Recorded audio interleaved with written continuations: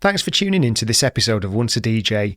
If you'd like to support the show, then head to onceadj.com/support to find out how you can help. If you'd like to get in touch with any feedback or suggestions, email onceadjpodcast@gmail.com. Once a DJ is produced by the good people at Remote Control. If you'd like to find out more about working with them, head to remote-ctrl.co.uk. Time for the show.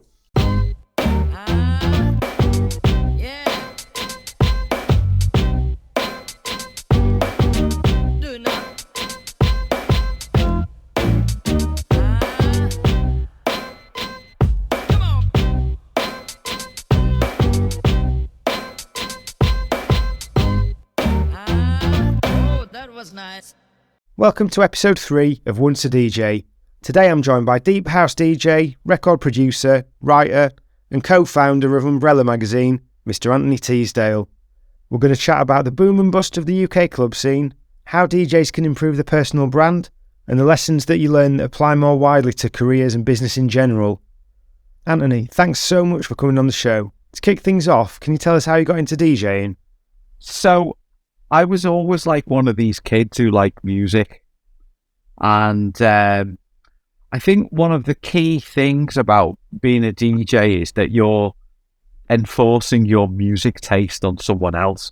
So I was one of these annoying kids who'd like bring records into school or told people about records I liked, you know.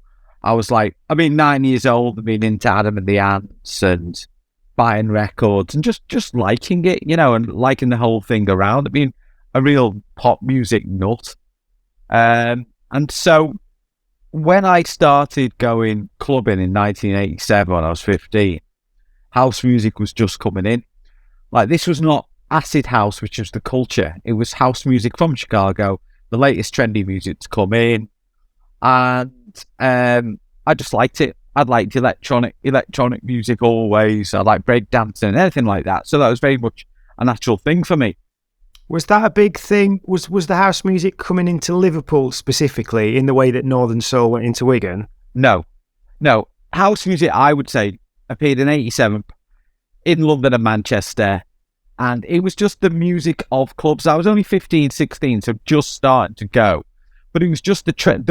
What you've got to see is there was houses that came in, but you were still going to a club having to wear a suit or a blazer. I used to wear a blazer, a tie, and a pair of 501s. And I had greased back hair, and that was the like Levi's look of the time. And I would go and buy my clothes from Affleck's Palace in Manchester or Flip in Liverpool. And that was the thing. That house music was just a soundtrack. It was not a culture change. Then 1988, acid house came in, which was a culture change based around a type of house music from Chicago. And the culture change came from Ibiza, ecstasy, dancing all night, wearing the smiley face and baggy clothing. And basically that was a total culture change, as opposed to when house first came in, which was just the latest cool soundtrack. So there is a difference there. And I was desperate. I wanted to be a journalist. I wanted to be a football journalist. And you had to show that you'd done stuff to get in on the course. It was a highly subscribed course. So they had a sixth form radio show. And I said, well, I like acid house music. Can I do acid house on sixth form radio? And they said, yes. So I did that with some records and some tapes. And I just quite liked it because I like enforcing my music taste on people. And I remember like really getting into the whole rave thing in 89, you know, going on convoys on the M6 to Blackburn looking for parties and all that. And I started nagging a guy who was a DJ in a local fun pub where they like it was on till 12 and they played house music. And I wanted to play, you know, I had some 12 inches. Can I play? And he used to let me do 20 minutes. I couldn't mix, but I immediately got that buzz. And what you get with DJing is you get an interaction from the crowd straight away. It's a live performance. And suddenly there is a bug. And if you are the sort of person who does like to perform, it's an instant hit. So by summer 1990, I was, this was something I wanted to do. And I think what was interesting, this was at the time when DJs were becoming a focus for the night. The house scene didn't have stars, because most music scenes are based on groups, if you think about it. But house was based on DJs, probably in the way that only before the soul scene and the northern soul scene had before. But this was on a big level. Yeah. And what you got was DJs would, you would say, run a club in Manchester, and you would be booked to play at a club in London on the basis of the fact that you ran a club in Manchester. And I think that's quite an early thing about learning about branding, because you think, well, I'm as good as him, or, I'm better than him over there, but how come he's got that gig and I haven't? Why is he getting paid X and I'm not? Well, that's branding, isn't it? Because that person has demonstrated something. So that was an early lesson for me. So I started DJing at uni, turned up on my first night at Birmingham Polytechnic, bought some records, said, can I DJ?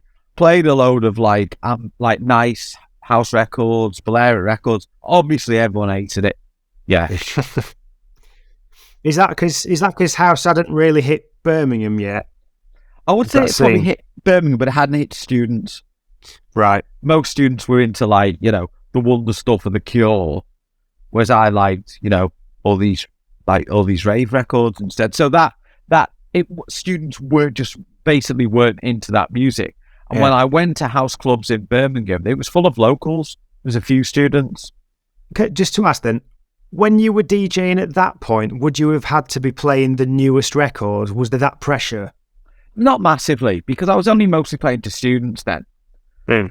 And I was known as Tony's the rave DJ, the house DJ. So, so I'd buy the new stuff, but there'd be something a year before that I would play. And I've always been very open-minded. Also, I didn't have that many records, Yeah. So I had to fill up with old records because I'd run out. So, I'd get 30 quid for doing the student union bar or something like that. And you also learn that you have to be a bit flexible. When you're not playing to people who are there specifically for your music, you have to be realistic about it and play things they're going to like as well. Yeah. And, you know what I mean? And it does teach you a lot about... people will tell you if they don't like it. Do you know what I mean? Yeah, we talked in the first episode we did very much about that, about you can be the best at a certain thing in the world, but you've got to think about the room. Yeah, you've got to know, and that's what DJing will teach you, because you turn up and they are expecting something and you've got something else, and it will soon become clear that's the case. So you have to be wary. You have to know that it's not like you're playing for the crowd, but you have to have the crowd in mind. And if they don't like it, then it's sort of your fault, or it's the promoter's fault for booking you for the wrong thing. But I would play house, but I'd also play like what you call baggy, Stone Roses or The Farm or the Happy Mondays, that sort of thing. And then from into the early 90s, I would nag the DJs around Birmingham who ran clubs if I could warm up at their events. And again, that was teaching you, don't ask people for favours. What you've got to do is give them a solution to a problem. Yeah. Yeah. So if you're running a club, you want someone who's going to warm up from 9 till 11 without ruining the atmosphere, who they can pay quite, give a little bit of money to. Do you see what I mean? Yeah, it's really important knowing your place as the warm-up DJ as well, isn't it? Not going in with all the newest tunes and having that sense of tact. Having that sense of tact, yeah. And I mean, again, harder when you're starting off because you don't have many records. Also, you're not getting sent records as we did. But as that got on, I started having more records, so I could really start to warm up, because you can do it because you don't want to spoil it for the next DJ, but actually you should be doing it for the crowd, because the crowd have turned up at half nine. They just want to drink. You know what I mean? They don't want to dance yet. They're not. For people to dance, they have to really feel it. Their drugs have to kick in. They have to have drunk enough. They have to be in that mood, and you cannot force it by playing big tunes at half nine.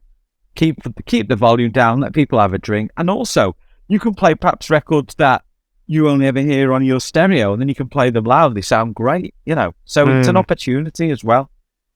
So I was learning a lot then about the craft of DJing, about crowd psychology, and about branding, And what I mean by that is that every DJ, like every worker, has a personal brand, and you could improve your brand by doing things. So if you were warming up at a club regularly, you might be able to put their name after your name in brackets, and the name in brackets, the other thing you do was incredibly important in those days.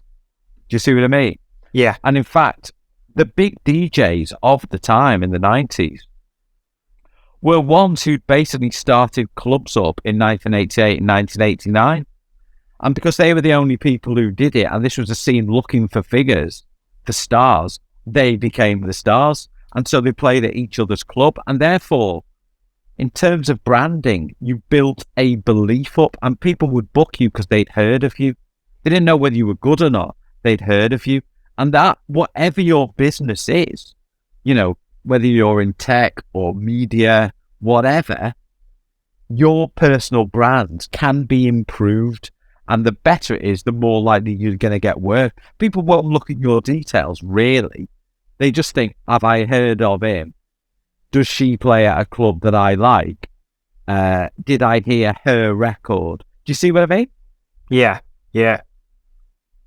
And those brackets, it's like brand equity, isn't it? It's brand equity. It shows that you've done something else. What was quite interesting, DJing really exploded from probably about 1993 onwards. And all these Johnny-come-latelys came in. Bah. And I'd think, you're not cool. I've been doing this years. But what was worse was they'd suddenly get loads of work. And you think, well, how come she is getting that gig? How come he is playing there? Well, he might have had a record out. She might be famous for something else. I mean, I think at one stage, the whole cast of Brookside was a DJ. Do you know what I mean? And you could say, well, this is nonsense. But when you put the guy from Brookside in, the club was full, so it's the promoter. It made sense. And that is the power of branding. I remember Boy George suddenly became a DJ. And Boy George was playing every week and, I'm sure getting handsomely paid for it. Was Boy George a better DJ than all the other bedroom DJs? Not at all. But he was Boy George. And that was the important thing. These are lessons around branding that you learn. And I think that's why DJing is so good for your career, because it teaches you audience interaction, it teaches you branding, it teaches you what you can create for your audience, and it teaches you how you've got to constantly upskill. They're all really valuable things. Yeah, it's weird. I signed up one of our mutual friends to spam emails from Carl Cox DJ Academy, thinking that it was going to be quite amusing. Elliot, yeah, in case you wondered. I thought, this will annoy him. And then what I didn't think about is that I was going to get all the remarketing adverts from them, and I get them all. And the more of these adverts that I saw, the more I just started thinking, I should probably actually learn some stuff, because I'm sure from like house DJs, I could learn a lot with technique, because I started off with scratching and then into mixing hip hop, and I've never been. Yeah. And then with funk and soul, there's only so much you tend to mix them, unless you're insanely talented. But I think there's probably some like house music techniques that would be really useful, like using pan, for example. So there's a load of that stuff, but that's just me digressing. Yeah, no, I said there's something in that, because there's certain things you can't mix, or you'll mix, say, after an 8-bar section. House DJs are really good at mixing and crossfading this sort of thing, but less good at scratching. So I used to look at hip-hop DJs, see how they transferred between records. You didn't always have to do a really long mix. You could just go from the end of one 8-bar section on one record to the beginning of another 8-bar on another, switch over, not as long as there's no gap and it flows. It's absolutely fine. You should upskill. We can all learn, you know what I mean? Again, that's what DJing teaches you. And I think the best thing for me as a DJ was being a clubber. I knew what it was like. I've been a clubber since 1987. I was on the floor at all the big clubs of the late 80s and early 90s, so I understood what worked and what didn't. and Yeah. you've got to know that. And I would look at the DJ, think, what's he doing there? That's great. I don't do that. That brings an energy. I might bring that in. Or more importantly, what's that record? Because then that was the only way you'd go and really hear new music was going out to clubs or going to a record shop. So a night out, you might hear 5 records you absolutely love. And then on Monday, you're back in the record shop singing this record. That's how it worked. Totally. It all fed on itself. Yeah. So when you were saying about it being around 93 that DJing really took off, Yeah. is that then when the DJ became the star? Yeah, I think the DJ at the star. DJs were advertised in the days of soul in London, in Soho, at clubs like Crackers, which was a afternoon club, which a lot of the old house DJs went to when they were kids. Certainly with the Northern Soul thing, but really it was the rave thing that made it a big, the post-acid house thing that made the DJ the star. So the Hacienda was the first place where people clapped the DJ at the end of the night, Right. Yeah, and that was like, you think, what they clapping the DJ for? Because before then, the DJ was just some fella in the corner you didn't look at. The least interesting person there. No one's interested in the DJ. They're either like that in cool clubs, or they were like Wallies who used to like talk rubbish on the mic. They were the laughing stock. Do you know what I mean? So the idea that a DJ would be cool and be, obviously for me was like, bloody hell, really? But the DJ became the performance artist, and I would say that's from 89 onwards. But by 92, 93, loads of students are getting into it, and everyone's wants a pair of decks. Yeah, everyone wants a pair of decks. Why do they want a pair of decks? Because DJing is fun, and also people were getting paid quite well if they could do it. And if you are of a certain type of person that likes to promote yourself or show off, DJing was the way to do it. But the ones who were like that never lasted long, because most of the time it's a bit of a slog. You know what I mean? Yeah. You've got to absolutely love it. You've got to absolutely love it, like any of these things, like being a guitarist, like being a writer, like being an artist. People go, "Oh, that sounds fun. He's a writer for a living. That's fantastic." But to get any good, you have to practice and practice and practice. They're all the same. Yeah. And it's the hard work in the end that keeps you going, and a love for it. You've got to enjoy it. If you don't, you can't get. I remember late 90s, early 2000s, there was quite a lot of cynicism in DJing at the time. A lot of people getting very bored with it and had forgotten that they didn't have to do a normal job. But when the scene collapsed in the early 2000s, which it did, they all soon remembered that actually getting paid 500 quid to DJ for 2 hours is not normal. You soon learn your lesson there. Yeah. So that's interesting what you've just been saying, because what I was wondering about and trying to get to with the question about when did the DJ become the star is, did the buzz that you got from DJing change over time because the perception of the DJ changed over time, or was that always secondary to you to the buzz of just actually being there and doing it? Like, did your ego need to feed off it, or were you just all about mixing? I just like, I like enforcing my music taste on people. Like, I like enforcing my taste in books or films on people. It's just a very immediate way to do it. I find that once you learned to mix, I loved that way that I could, say, mix a breakbeat from one track into an ambient outro in another and make something new. And I liked that energy. I liked that life. When you've got 2 records going and they're both completely in sync and you're switching, you're crossfading between the 2, there's a real energy there, and the crowd feed off that, because you're no longer just playing record, you're creating something new, and it's a live performance. Yeah, it's a live remix.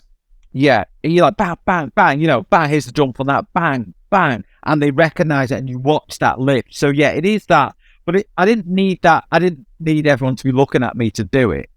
I suppose, the big club that I was part of was called High Spirits at the University of Leicester. I was doing a postgraduate, which was funded by the EU at Leicester, and my name got around that I was a DJ, and they were starting it. So I was, I got in and, getting a residency. The residency was key in those days because you meant you worked every week and that you could leverage your brand that you had from your brackets after the name to get work elsewhere. Yeah. And I was playing at High Spirits in what I think is really interesting, which I would call the second wave of clubbing post-house. So Acid House, first wave revolution, 88, 89. Second wave, which I find much more interesting, would be from about 92 to about 97. That's when the super club happens. That's Cream in Liverpool, Back to Basics in Leeds, Ministry of Sound in London, all those places that were like, in every town, there was a big deal house club. Yeah. Everyone got fancy, because dressing up fancy came in after everyone had been wearing rave clothes. Dressing up fancy came in. And what happened was it went from a cool select group of people in between 1988 and 1991 to pretty much anyone. Yeah, students, normal kids, or everyone up for it. And every club had it. Every town had a club like that. So High Spirit in Leicester was the one I was doing. Leicester had a very good clubbing scene before that. Anyway, they'd always been very ahead of that. A lot of good DJs in Leicester. So it was very fertile anyway, because there was such a strong tradition in Leicester before High Spirit started anyway. But we had all these students come. Because it's a 3-university city, isn't it, Leicester? Yeah, exactly. So there's loads of students there. Loads of clued up local people there as well, and a tradition of dance music in Leicester already. And you've got this explosion around the country. So Leicester's High Spirits became the club of the moment during that explosion. And I was playing there every couple of weeks, and I played 2 sets in 2 separate rooms, and I'm playing with the big DJs at the time. I played 1,600 people in this little crow's nest DJing box. And I, was working on my set so hard all through the week to play there. How long were your sets? Oh, I'd play an hour and a half in one room, then 2 hours, 3 hours in another. Right. It was great. It was really great around the guest. And, the buzz you get from that is fantastic. But there was one interesting thing. Again, this goes on branding. We had Jeremy Healy as a DJ, was the big DJ of the time. And we had to have him on that night because we knew we'd sell out if we had him. But he could only do something literally like 9 till 10. So he came on, he did his gig, the club's half empty. Leaves, fine. I'm on, everyone's going mad. Afterwards, everyone's thinking, did you hear Healy? He was amazing, and it was me. Yeah. Yeah. But that's fine, because the fact that he was on meant they had thrown so much in that they were going to have a good time. They'd got their best clothes. They were on it before. They were drinking before. They were doing whatever they wanted to do before. They were enforcing. They were saying, right, I'm in on this night. Jeremy Healy is on. It didn't matter actually that he'd gone by the time they arrived. The belief was there.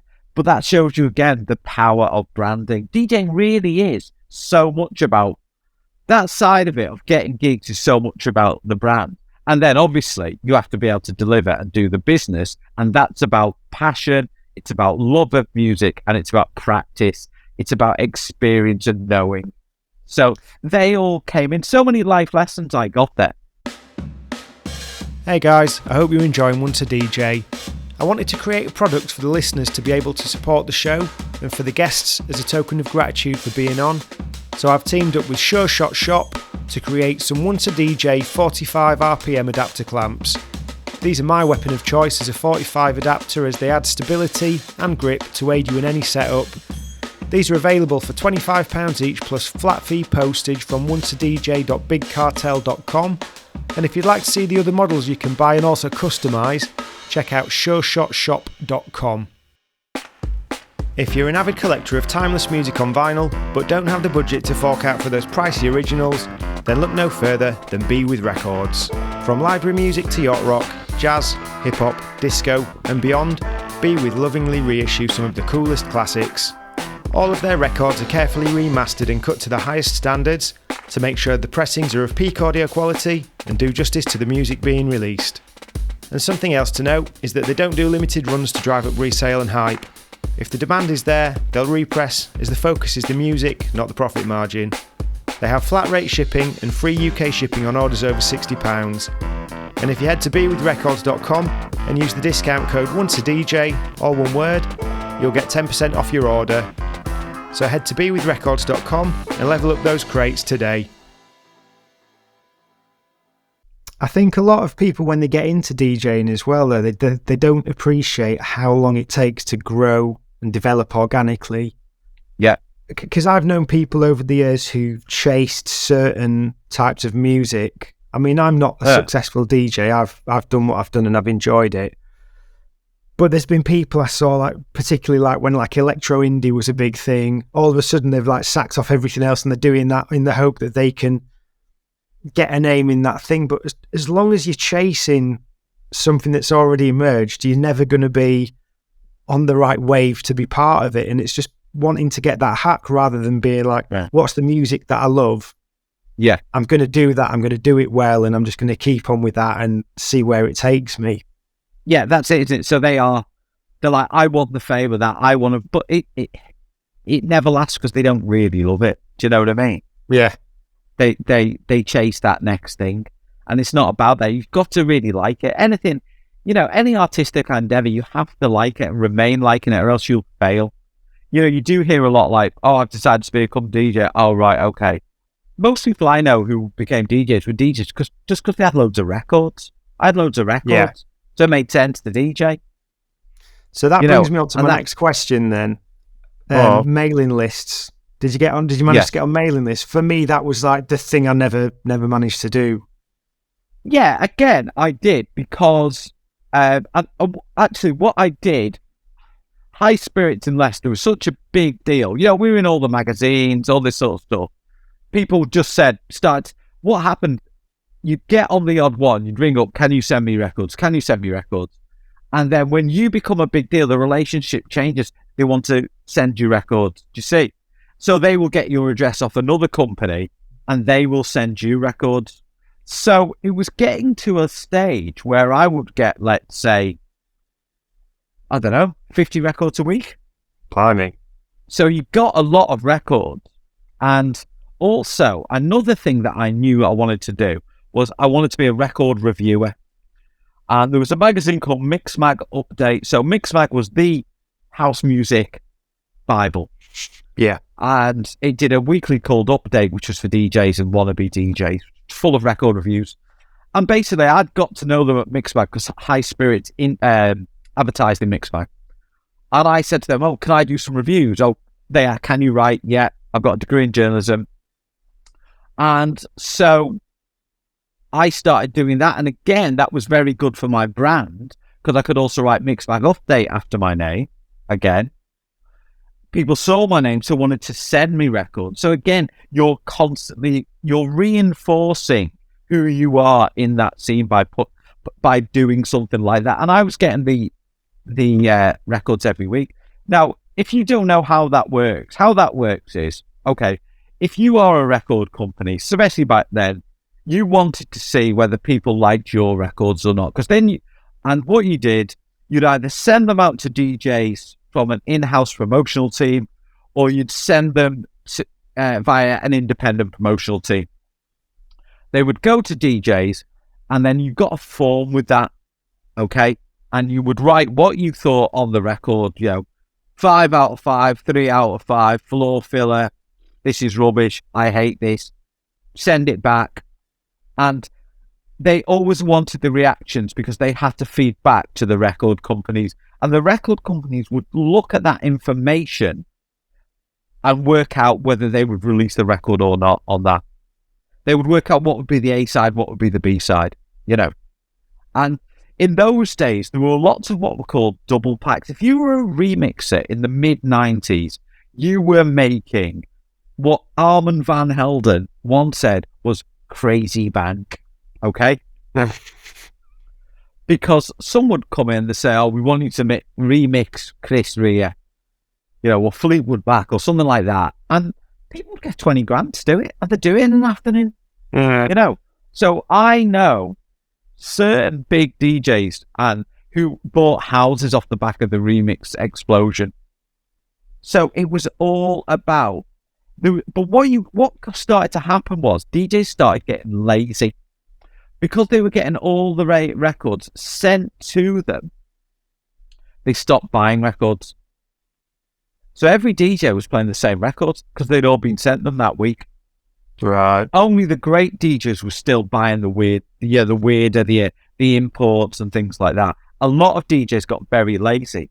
And another thing, there was another side to getting the records. DJs would sell those records as well. Yeah. And they would go to a local record shop, often be swapped for records people wanted, or DJs would get, some money for them. And that's how that system worked. So what happened was, even if a DJ didn't like a record, that record would eventually end up with the right person who liked that sort of music. So it fed on itself. It always reached the right people in the end. So that's how it worked in those days. Yeah. So then you got into producing as well, didn't you? Yeah. I played guitar a bit as a kid. I was quite musical anyway. And again, when I first started, how do you even make this? Because you'd hear, well, he's in the studio. I used to think, what do you do when you're in the studio? No, I don't know. Do you know?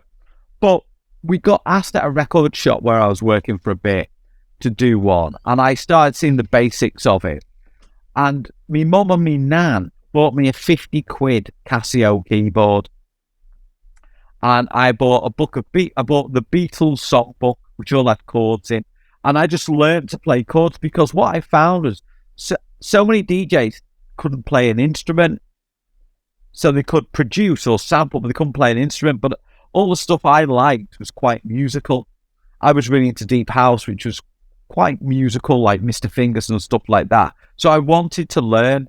I didn't want to be frustrated, think, well, I can't do that. So you would go in with what was called an engineer. And the engineer would often do everything for you. But I always thought, again, that was a bit out of order because you'd think, oh, that DJ says he's made that record, but I know the engineer's played everything. So when I did it, I could go in and play everything.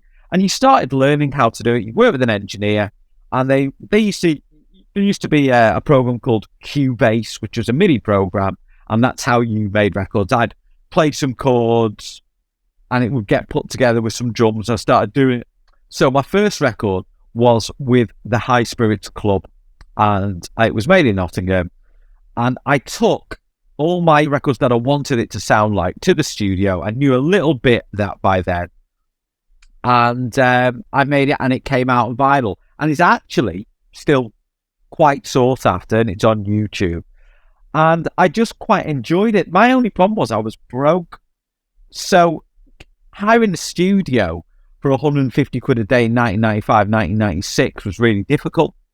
So did you do that independently then and pay out your own pocket? Yeah. Right. Yeah.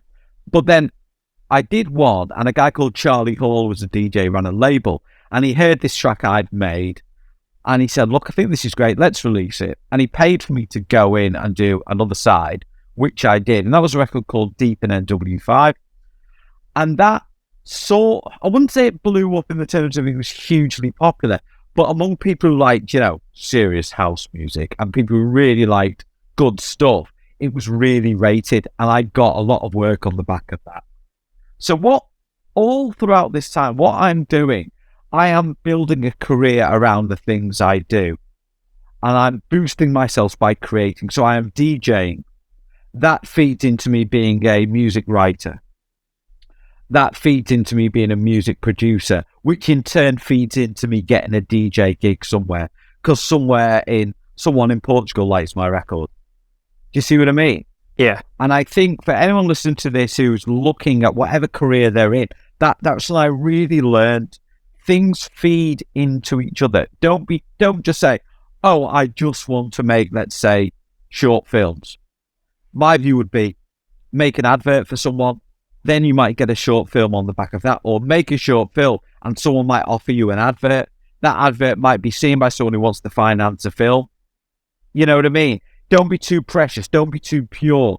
Just think of that. Anything that's vaguely related, do it. Yeah, that's really interesting, and it comes into that. It's like everything's reinforcing that personal brand again, isn't it? Yeah, absolutely. I knew this when me and our mutual friend Matt Reynolds, who's a graphic designer, when me and Matt started Umbrella magazine, which was our joint magazine together. I think one of the reasons we did it, we had this joint passion for a certain type of urbanism that we wanted to highlight, but we also knew that it was good for prospective employers. Yeah. So rather than with DJing, we're talking now more about the creative services. Yeah. If you're listening to this and you maybe are a graphic designer, it is all that. The principles are always the same. Just do more and more stuff, and anything gets your name out there, improve your skill set, whatever that is. Yeah, I've spoken to people before, say designers, for example. They might have come out of university and got a good degree, and they think that's enough. No. And you say to them, well, what have you done? What else have you done? And they just think, well, I've got this degree. But there's just so much more to it than that. You've got to think about who you're competing against for these things. You're competing to be in a certain part of someone's brain. Yeah, absolutely. And you've got to show that you can do all these different things. And every different thing you do might be a little different touch point for someone to remember you in a different conversation. But they all contribute together. Yeah, it's like when I set out in life, I wanted to be a football journalist because that looked fun. I just didn't know anyone who was a journalist because no one at my school, none of their parents worked. I went to very normal schools. So I went on a journey and it's landed me here. I'm not a football journalist, though I do write about football occasionally. But it's about that journey. It's having an end point, but realizing that you'll be sent off that in different directions, and that's okay. And don't be too precious about it. Yeah, because a big thing about doing this podcast in the first place is I want to look at how a passion can fuel different parts of your life. Yeah. And what this relationship with a passion throughout life is. And some people will use a lot of what they get out of DJing to pivot off into other things.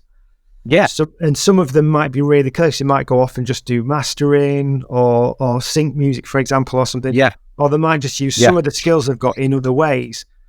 So like when you were talking about reading a room, and I was thinking about the sort of things you do you think that reading a room helps if you go into pitch for a new piece of creative work and you've got 4 people in front of you and you need to know how to be, what the atmosphere is? Yeah, of course. Yeah, do your research before. When I was going to play at a club, I would often go the week before anyway to see what it was like. Yeah. So if you're pitching a piece of creative or you're writing a CV, you tailor it to your audience. You don't completely change what you are, but you do tailor. There's a nice mid-ground. You see what I mean? Yeah. Like, I did a gig recently, and these were people my age, early 50s and older, but they were cool music industry people, so I could play weirder music than I was perhaps planning on. It was great. And in fact, the guy who was running it said, no, you can go a bit harder if you want.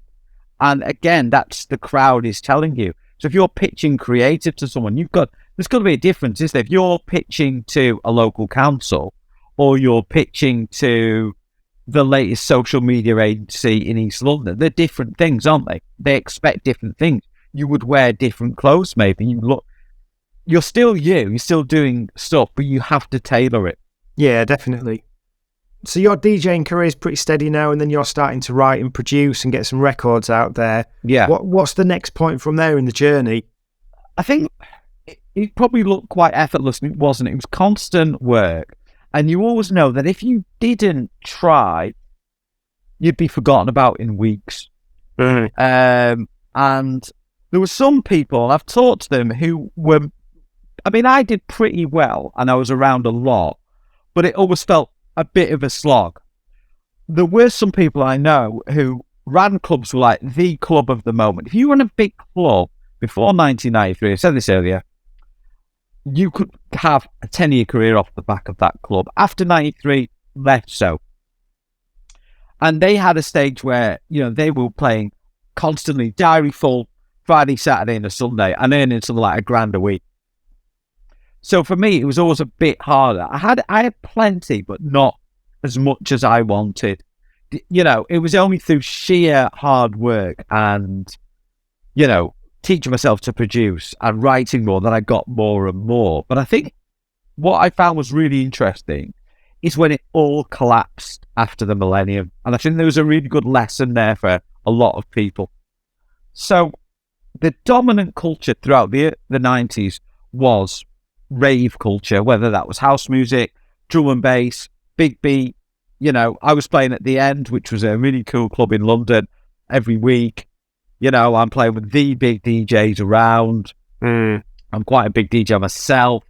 I'm on the same bill as like really big deal. Like, I remember like I'd be playing with Norman Cook or Darren Emerson from Underworld, and these were people I was hanging around all the time, and it was great. And I was a writer for Mixed Bag Update, which had become Seven magazine, and I was deputy editor there. So I was like everywhere in that scene.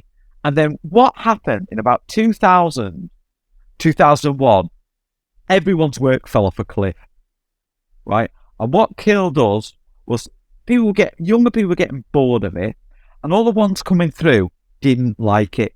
Yeah, they preferred the Libertines, they preferred the Strokes, all that sort of look, and then maybe going into that electro clash type stuff. And suddenly, all these house DJs have been taking it for granted and earning big money every weekend, playing all over the world. They lost all their work, all of it. And it was really fascinating. And what happened was that, and this was all killed, I think, at Millennium Eve, right?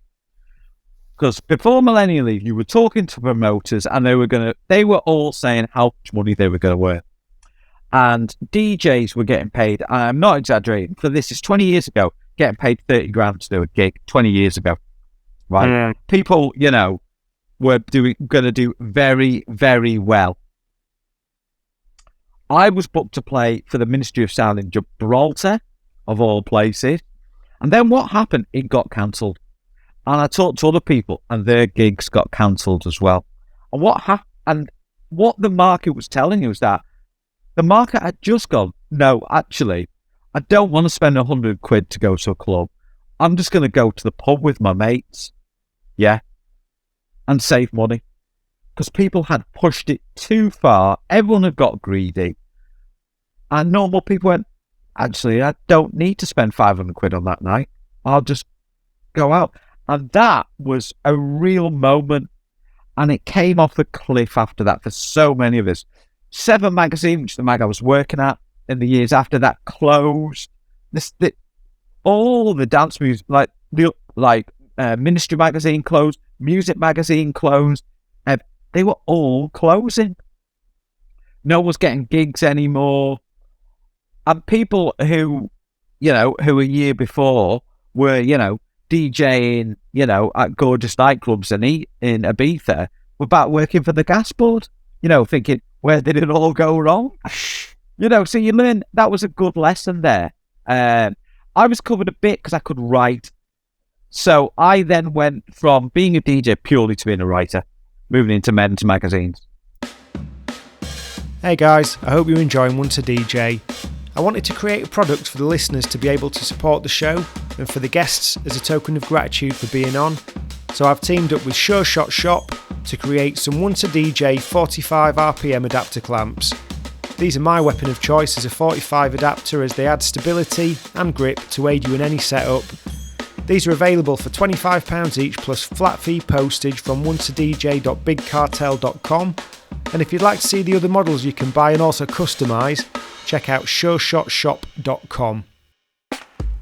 If you're an avid collector of timeless music on vinyl but don't have the budget to fork out for those pricey originals, then look no further than Be With Records. From library music to yacht rock, jazz, hip-hop, disco and beyond, Be With lovingly reissue some of the coolest classics. All of their records are carefully remastered and cut to the highest standards to make sure the pressings are of peak audio quality and do justice to the music being released. And something else to note is that they don't do limited runs to drive up resale and hype. If the demand is there, they'll repress, as the focus is the music, not the profit margin. They have flat rate shipping and free UK shipping on orders over £60. And if you head to bewithrecords.com and use the discount code ONCEADJ, all one word, you'll get 10% off your order. So head to bewithrecords.com and level up those crates today. Did you leverage the network that you'd built in DJing for any of those opportunities? Not really, no, because it was a different one. People just came off the grid. They disappeared. Right. You know, it was different. I did know some writery people through just going to events that mixed mag stuff was happening, other writers. So I had a link to that writing side. And for a while, and I was getting bored about writing about DJs and music. I wanted to write about other things. You know, I'd grown up in Merseyside in the 80s, and I was really into a fanzine called The End, which was, it's the first fanzine. It was about football, but it wasn't really. It was about clothes and urban culture and fellas you'd see around, or local characters, or old ladies, or pets, you know. And I wanted to write about that. I had a real, I wanted to write about things that I cared about. And so I went into men's magazines to do that. But I was broke for years because I was basically moving over. And in a way, I sort of I stopped DJing. I stopped getting booked and thought, well, that's it. That's a young man's game. You know, I've done what I've done. And then probably about 8-9 years ago, I started wanting to do it again, and digital DJing had come in, and I was really fascinated by it. You know, I'd carried records all over Europe, and it was doing, you know, and I knew that it really did you back in. You'd turn up, yeah, you know, looking like Quasimodo. You know, so digital DJing interested me. Actually, on that, in terms of terrible gigs, because terrible gigs are really funny to talk about. And this is another example of how DJ teaches you a little bit of humility.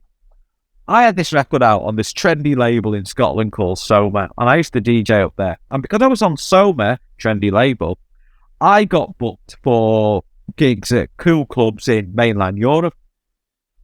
So I got booked to play at this place in Barcelona. And, you know, I mean, what a dream. You know what I mean? I'm not building a wall or digging up the road here.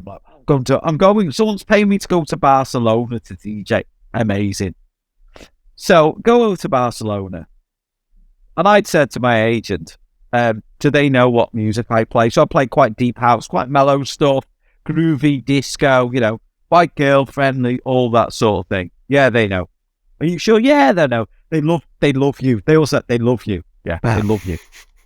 So I get met at Barcelona airport by this fella, Chilean guy, takes me to this fancy hotel in Barcelona. You know, I feel like Tom Cruise here. And we go out for a fancy meal, like, you know, like dead fancy food on a massive plate with like 3 things. You know, it's like the dream. I'm living like a Russian billionaire. And I can't wait for this gig. This is going to be the best gig of my life.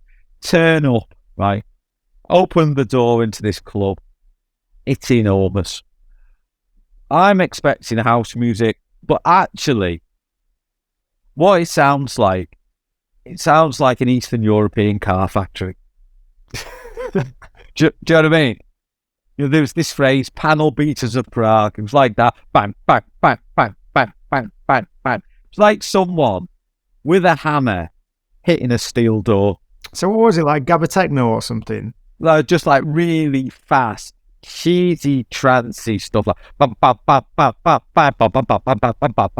and I've got a load of tasteful deep house.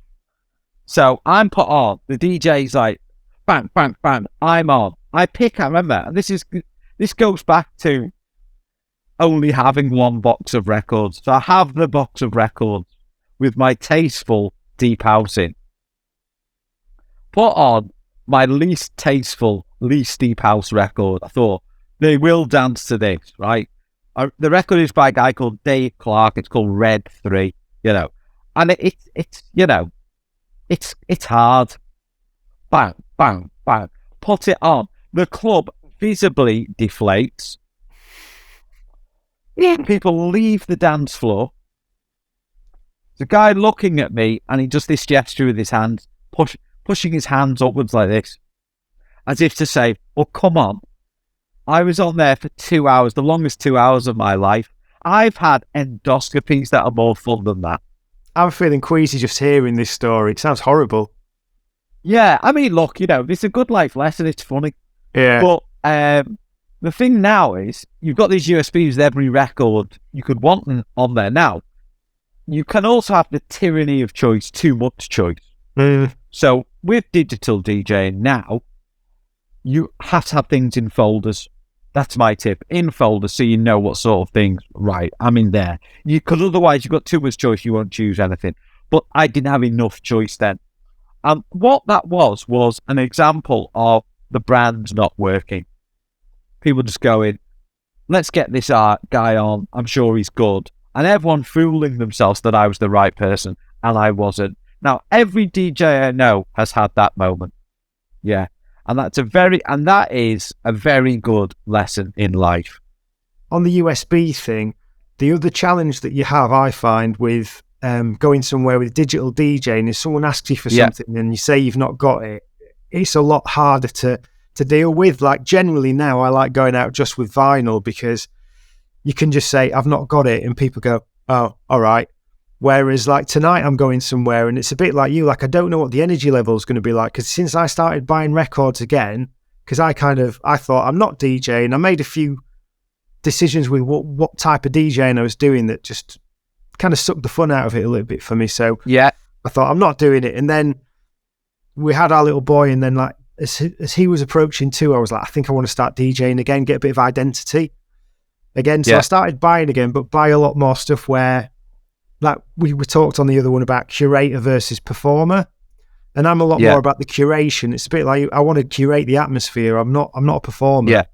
So I've got stuff to create certain atmospheres, and I'm off to this place that I've not been to before. Going back to you saying about doing your homework, and so I've borrowed Serato off my mate with a load of nicely laid out folders, because I don't want to get there and be like, my stuff's not the right energy for a 9 till 1 set. My stuff's 7 till 9.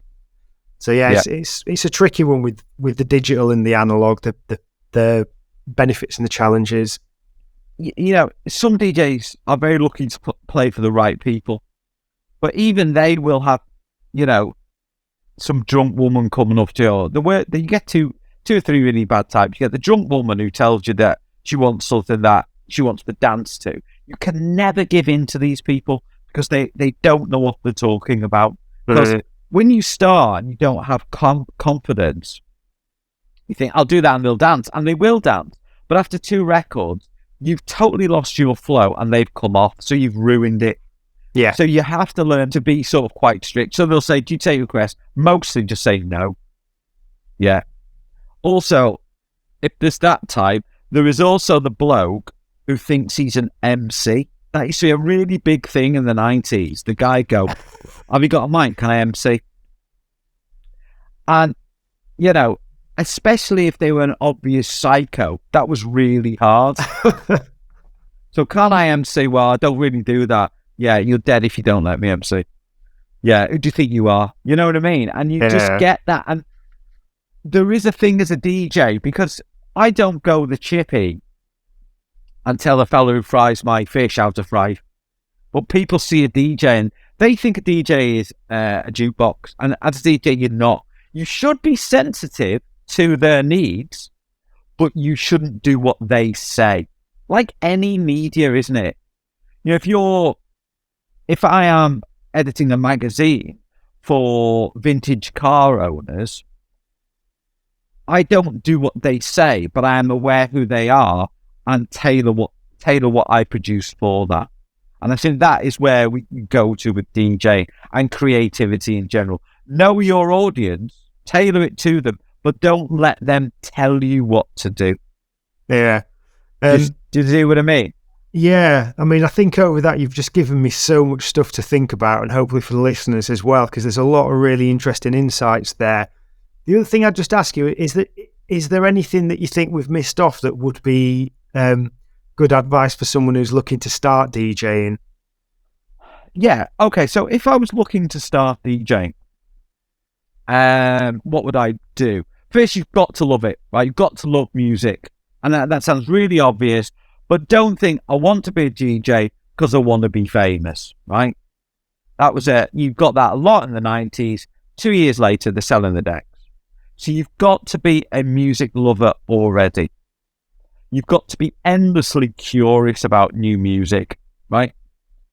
And then what you've got to do, you've got to learn, I would say, how to promote a night. And it's good if you get a partner who is maybe your DJ, and maybe you know someone who's got a bit of gift of the gab, bit of a salesperson, whoever he or she is.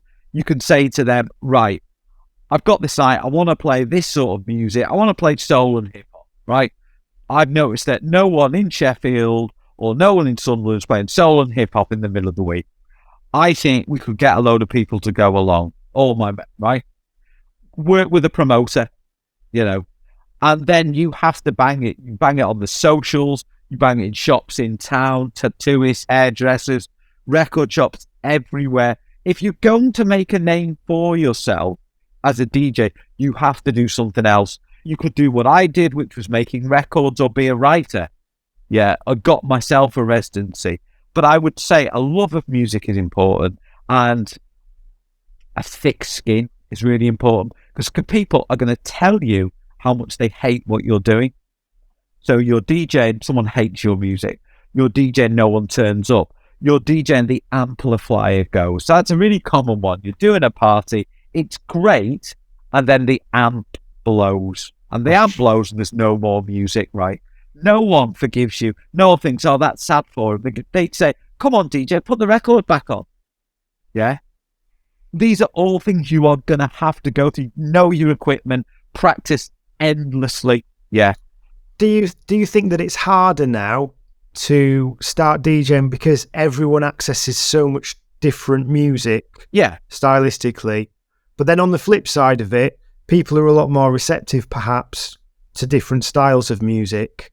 Yeah, the DJ is an accepted form of entertainment for a bar or a club. Yeah. So there's a lot of, you know, and bars will think, well, we can get a DJ on, pay him £200, and we'll get a load of punters in till 2:30, and we'll easily make our money back. So the DJ as a person is an accepted form of entertainment. And if you were running a bar, you might think, well, we'll have a DJ on a Friday night. Yeah. So in a way, there's more opportunities, but it doesn't have the huge cultural heft, the revolution of the 90s. It just doesn't. Doesn't mean it's not as good, but it's different. You know, all over the country in the 90s, you would go to a club in a one-horse town and there's 700 people in there on ecstasy. That's not really happening anymore. So you don't get that peak level. There's just quite a lot of it around if you want it. But to stand out, you've got to promote. You've got to promote yourself. You've got to promote at night.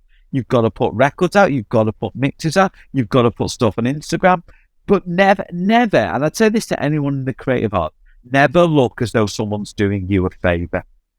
If you say, oh, can you just put me on as a favour, that turns people off. What you want is to solve a problem. You know a bar by you where you live that's empty on a Friday night, right? You can go and solve the owner's problem by putting on your hip-hop and soul night. Be a solution to someone. Do you see what I mean there? That's amazing, yeah. Yeah, that's really good. Solve a problem. Yeah? Your big club where the big DJs play, they don't need you, right? They will only come to you once you've made a name somewhere else. So you have to do something else somewhere else. So look around town. Think, that club's really empty on Thursday nights. I reckon I could get all my mates in there. They all like going out. We can all go out there on a Thursday night and I can make the owner some money. You know, and also when you start, you want to get a club gang around, right? That, you know, you're the promoting team, you're the DJ. Get a gang of mates who will come out. Once you're past about 28, people don't come out. But under that, especially under students, they'll come out. Get them to think that this is a great night and it's a real laugh. And then for everyone who says, say 100 people say they'll come, count on 30 coming. Yeah, totally agreed on that. Yeah. We all say this, yeah, I'll come out, and then don't come out, right? About a third of people will show up. I think another one as well is don't take your first night as a sign of what it's going to be like, because a lot more people will come to your first one out of some loyalty than when it's regular and they might have other options. Yeah. It's like a false dawn. Absolutely. Yeah, absolutely. I would say so.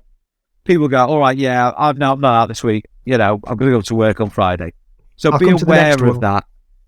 Come to the next one. So maybe you don't have too many, but have a look at your local market. What's missing? What can you do? And then build it from there, Yeah. And when you build it, and when people start to get to know you, they'll come to you. Yeah. And then you can negotiate better rates of pay. If you go to, early on, you're going to get paid nothing, or 30 quid or 50 quid. Later on, if your brand is good enough and they trust you, you'll start doing all right, So again, these are all lessons in whatever field, You could be a doctor, you only really learn to be a doctor once you've done, your time in hospitals. You might have the exam. And then after that, you've suddenly got a reputation as a great doctor and you're getting offered nice consultancies. All these things are the same. That's amazing. Thanks for coming on, Anthony. Yeah. Where can people find you online and find a bit more about you and Umbrella and all the sort of work you're doing? Okay, so you'll find me on Twitter, Anthony Teasdale, and on Instagram, same, Anthony Teasdale. I'm on Mixcloud for my DJ mixes, and I am on SoundCloud for the music that I actually make. You can go to Umbrella Magazine, which is me and my friend Matt Reynolds, and that's been going for about 12 years now. That's a magazine about urban life, about culture, photography, art, geography, loads of things. So I'm all over the place. And again, I'm all over the place because I have to be all over the place. Yeah. And, I just put a new track on my SoundCloud, so that's there. There's some great mixes on my Mixcloud. My Twitter is strong, so I'm entertaining. I'll put a lot of music on there. And again, if you're looking at being a DJ, that's what you have to do. Brilliant. Thanks so much for your time. And it's Anthony with an H as well, isn't it? It's TH. Yeah. Teasdale, Teas, like the drink, Pale. Awesome. Is that all right? Mate, that was brilliant. Thanks for tuning in to this episode of Once a DJ. If you'd like to support the show, then head to onceadj.com/support to find out how you can help. If you'd like to get in touch with any feedback or suggestions, email onceadjpodcast@gmail.com. Once a DJ is produced by the good people at Remote Control. If you'd like to find out more about working with them, head to remote-ctrl.co.uk.